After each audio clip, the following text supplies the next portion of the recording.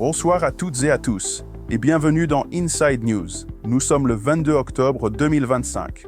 Comme chaque jour, notre mission est de vous offrir une synthèse claire et concise de l'actualité qui façonne la République démocratique du Congo. De la vie politique à Kinshasa aux défis sécuritaires dans l'Est, en passant par les réalités économiques et sociales qui touchent le quotidien des Congolais, voici les titres que nous allons développer. L'actualité politique de ces derniers jours est marquée par des manœuvres stratégiques importantes, tant au niveau national que provincial. Celles-ci illustrent l'interaction constante entre les institutions de la République et les différentes factions politiques qui cherchent à affirmer leur influence sur l'échiquier national. À Kinshasa, deux initiatives gouvernementales majeures retiennent l'attention. Premièrement, la création de l'Académie parlementaire. Portée par la vision du président Félix Tshisekedi et le gouvernement de la première ministre Judith Suminwa, cette institution se veut un centre d'excellence pour renforcer la gouvernance. Elle sera ouverte non seulement aux parlementaires et cadres administratifs, mais aussi aux acteurs politiques et à toute personne désireuse de s'initier à l'action législative. Toujours à l'Assemblée nationale, les députés ont officiellement réintégré Jean-Pierre Kezamoudrou et Aimé Boji. Le président intérimaire de la Chambre basse a également annoncé la publication imminente d'un calendrier pour l'élection des postes vacants au sein du bureau, notamment ceux de président et de rapporteur adjoint. Passons maintenant aux provinces, où la situation est plus contrastée. Une crise politique secoue actuellement la province de la Chopo. Des députés provinciaux ont été empêchés par la police d'accéder à l'hémicycle où devait se tenir le débat sur une motion de défiance contre le gouverneur Paulin Lendongolia. Le président de l'Assemblée provinciale, le docteur Mathéus Kangalondimo, a dénoncé une manœuvre qui constitue, selon ses mots, un piège tendu à la démocratie.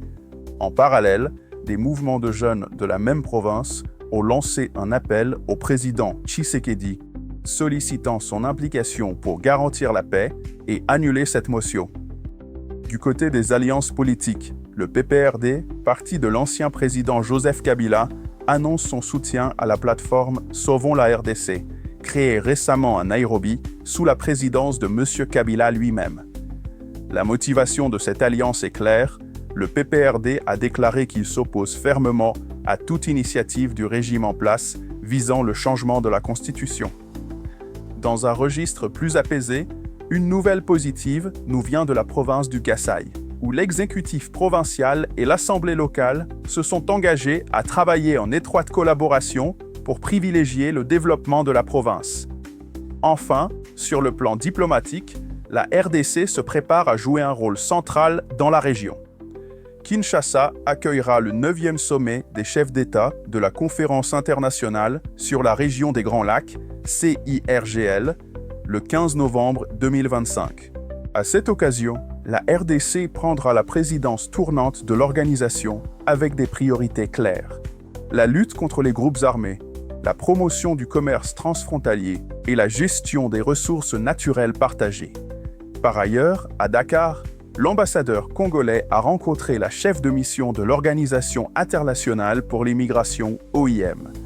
Leurs discussions ont porté sur la situation des migrants congolais, non seulement au Sénégal, mais aussi au Mali, en Gambie et au Cap-Vert. Ces dynamiques politiques et diplomatiques se déroulent toutefois dans un contexte marqué par de lourds défis sécuritaires. Malgré la signature d'un cessez-le-feu sous médiation internationale le 14 octobre, la situation sécuritaire dans l'Est reste explosive. Les combats se poursuivent, exacerbés par la non-participation de groupes armés clés et une agression extérieure persistante, menant le système de santé local au bord de l'effondrement total. Les faits sur le terrain sont implacables. En dépit de l'accord signé avec l'Alliance Fleuve Congo, AFC, de violents combats se poursuivent dans les provinces du Nord et du Sud Kivu. Au Nord Kivu, des affrontements intenses ont été signalés dans les territoires de Nyiragongo et de Masisi, provoquant des déplacements massifs de populations civiles.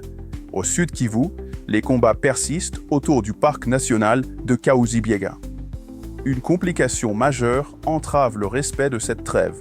Les groupes Wazalendo, des milices d'autodéfense locales alliées aux forces armées de la RDC, FARDC, ne sont pas signataires de l'accord. Dans le même temps, l'offensive du M23, soutenue par le Rwanda selon plusieurs rapports, continue d'aggraver une crise humanitaire déjà majeure. Face à cette détérioration, les communautés Bashibavu et Nandé ont lancé un appel commun. Elles exigent la finalisation des processus de paix de Doha et de Washington et condamnent fermement l'agression rwandaise par le biais du M23. Elles dénoncent également le remplacement illégal de chefs coutumiers légitimes par des individus inféodés à des intérêts étrangers. Une pratique qui déstabilise les structures de gouvernance locale. Cette insécurité persistante a des conséquences directes et dramatiques non seulement sur les populations, mais aussi sur l'économie et les infrastructures du pays. En ce qui concerne l'économie, le paysage congolais est complexe. Il est marqué par des indicateurs macroéconomiques positifs qui contrastent avec des défis très concrets au niveau local, tandis que des projets d'infrastructures se poursuivent, porteurs d'espoir pour le développement à long terme. La Banque centrale du Congo, BCC, a annoncé une bonne nouvelle. Pour la deuxième semaine consécutive, le pays a enregistré un taux d'inflation négatif. Pour la période du 3 au 10 octobre, cette déflation s'est établie à moins 1,16%, signifiant une légère baisse du coût de la vie. Cependant, cette réalité macroéconomique peine à se traduire partout. À Kananga, au Kasaï central, une polémique a éclaté. M. Wilfred Kamenga Wetu, membre d'un comité de parents, dénonce le fait que certaines universités refusent d'appliquer le taux de change officiel du franc congolais, qui s'est pourtant apprécié, pénalisant ainsi les étudiants et leurs familles. Sur le plan législatif, l'Assemblée nationale regarde vers l'avenir.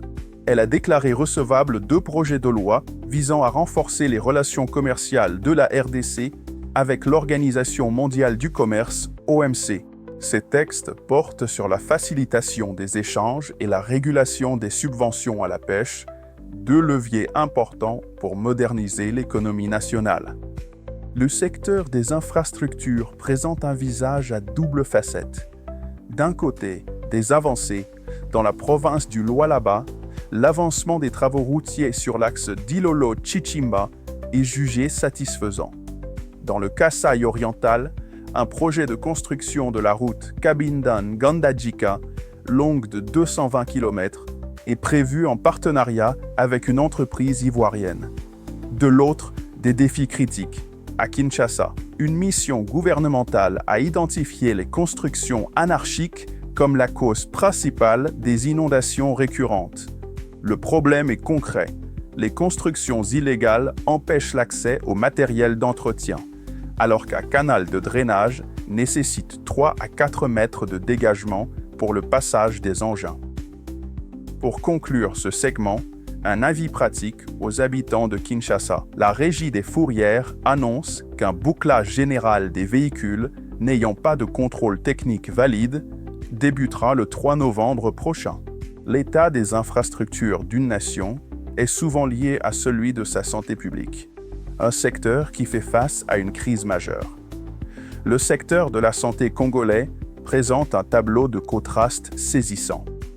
Tandis qu'une crise humanitaire sans précédent, alimentée par le conflit, ravage les Kivu. Des campagnes de santé publique proactives sont déployées dans d'autres provinces pour contenir des menaces endémiques comme le paludisme et renforcer les services essentiels. Le Bureau de la coordination des affaires humanitaires des Nations Unies, OCHA, a lancé un cri d'alarme concernant l'effondrement quasi-total du système de santé au nord et au sud Kivu. Conséquence directe du conflit. Plus d'un tiers des centres de santé dans les zones de combat sont non opérationnels car ils ont été détruits, pillés ou abandonnés. Les chiffres sont éloquents. 85% des établissements de santé font face à des pénuries de médicaments. Le plan de réponse humanitaire n'est financé qu'à hauteur de 16%. Cette situation est aggravée par la propagation d'épidémies en 2025.